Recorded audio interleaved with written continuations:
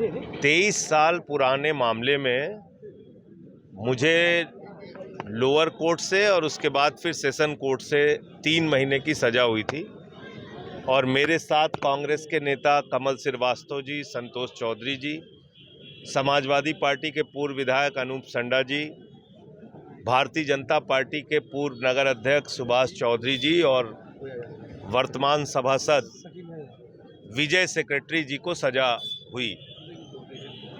और इस मामले में मैंने हाई कोर्ट में अपील दायर की थी, याचिका की थी। वहाँ पर वरिष्ठ अधिवक्ता सतीश मिश्रा जी ने बहस की और माननीय उच्च न्यायालय ने मुझे राहत देते हुए सजा पर रोक लगाई, कमल श्रीवास्तव जी की सजा पर रोक लगाई और जमानत लेने का निर्देश दिया लोअर कोर्ट से, ट्रायल कोर्ट से। तो आज 50-50 हज़ार के निजी मुचलके पे हम लोगों को जमानत दी गई है और कोर्ट के सामने हाजिर हुए थे। आगे के लिए उच्च न्यायालय का आदेश है कि जब भी उच्च न्यायालय रिवीजन के दौरान हमें बुलाएंगे तो उस समय चाहे मैं या मेरे वकील वहां पर हाजिर होंगे। अरविंद सिंह राजा जी और यहाँ पे मदन सिंह जी इस पूरे मामले को देख रहे थे और अब आगे जो भी कार्रवाई होगी उसमें न्याय संगत जो कुछ भी होगा वो हम लोग करेंगे। न्यायालय का जब भी आदेश होगा न्यायालय के सामने हाजिर होंगे। भैया हम अब सीधे आवते ही सामूहिक विवाह सरकार ने पहले देख ले तब बताई ना। सरकार ने यूपीएस लागू कर दिया है और 4 राज्यों में यूपीएस जो है वो एक धोखा है इस देश के लाखों कर्मचारियों के साथ। यूपीएस ओल्ड पेंशन स्कीम के बिना कर्मचारियों का कोई भला होने वाला नहीं है। ये क्या स्कीम है? आप कर्मचारियों से ही 10% काट रहे हैं और उन्हीं को पेंशन दे रहे हैं। ये कौन सी स्कीम है आपकी? कर्मचारियों का पैसा लेके कर्मचारियों को पेंशन।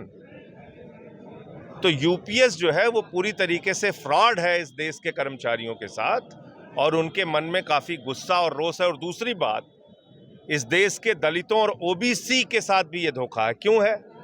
आपने ओबीसी में उम्र की छूट दे रखी है, 38 साल तक सरकारी नौकरी पा सकते हैं। दलित और आदिवासी में छूट दे रखी है, 40 साल तक वो नौकरी पा सकते हैं। तो 25 साल पेंशन पाने का जो क्राइटेरिया है नौकरी करने का, इससे ओबीसी भी वंचित हो जाएगा और दलित भी वंचित हो जाएगा और आदिवासी भी, क्योंकि 36 साल में जो नौकरी करेगा तो 24 साल ही नौकरी कर पाएगा। 38 साल में जो नौकरी करेगा वो 22 साल ही नौकरी कर पाएगा। 40 साल में जो नौकरी करेगा वो 20 साल ही नौकरी कर पाएगा। तो दलितों, पिछड़ों और आदिवासियों को पेंशन मिलेगी नहीं, जबकि 24-24 साल तक उनका पेंशन के नाम पे पैसा हर महीने 10% कटेगा। देश के अर्धसैनिक बलों के साथ धोखा है, जो 20 साल के बाद रिटायर हो जाते हैं, पैरामिलिट्री फोर्सेस के लोग, उनको पेंशन कहाँ मिलेगी? तो कुल मिला के यूपीएस से काम चलने वाला नहीं है। ओपीएस की बहाली होनी चाहिए। पहले जीपीएफ कटता था कर्मचारियों का, 1 रुपए ब्याज नहीं लगता था। बेटी की शादी में पैसा निकाल लेते थे, कभी जमीन का टुकड़ा खरीदना हो पैसा निकाल लेते थे लोग। आपने कर्मचारी का पैसा काट के कर्मचारी को पेंशन दे रहे हैं। ये कौन सी योजना है आपकी? तो इसलिए ये एक फ्रॉड है और 4 राज्यों के चुनाव को देखते हुए ये एक चुनावी जुमला बीजेपी सरकार लेके आई है। सर, ये अभी मुख्यमंत्री जी का एक बयान आया है कि अगर बटेंगे तो कटेंगे और एक जुड़ेंगे तो बढ़ेंगे। ये गांधी का देश है, गौतम बुद्ध का देश है, भगवान कृष्ण का देश है। ये देश उन मान्यताओं पे यकीन रखता है जहां पर हम प्रेम और अहिंसा की बात करते हैं। नफरत की बुनियाद पे दुनिया का कोई मुल्क आगे नहीं जा सकता। नफरत की बुनियाद पे पाकिस्तान बन सकता है, अफगानिस्तान बन सकता है, जर्मनी बन सकता है नफरत की बुनियाद पे। यूरोप के वो तमाम देश जिन्होंने विश्व युद्ध में हिस्सा लेके मारकाट किया, हमारी ये संस्कृति नहीं है। हमने हमेशा अहिंसा में यकीन रखा। दुनिया के किसी देश का राष्ट्राध्यक्ष आता है तो बापू की समाधि पे सर झुकाता है। हमारे देश के प्रधानमंत्री जाते हैं तो दुनिया के किसी भी मुल्क में बापू की प्रतिमा के सामने सर झुकाते हैं। तो आप कैसे ये बात कह सकते हैं बटेंगे कटेंगे? सर, वही कंगना रनौत जी का बयान आया है कि किसान आंदोलन के दौरान कंगना रनौत एक बददिमाग महिला है और उसको कतई संसद में नहीं पहुंचाना चाहिए था।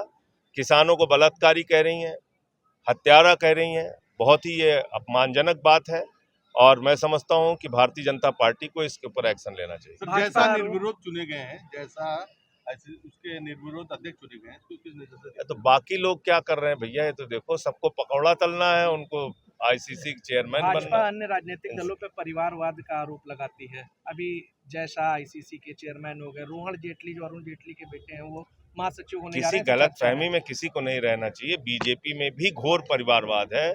अगर आप उठा के देखेंगे अलग अलग राज्यों में इनके नेताओं की हालत, राष्ट्रीय स्तर पे इनके नेताओं की हालत, घोर परिवारवाद है।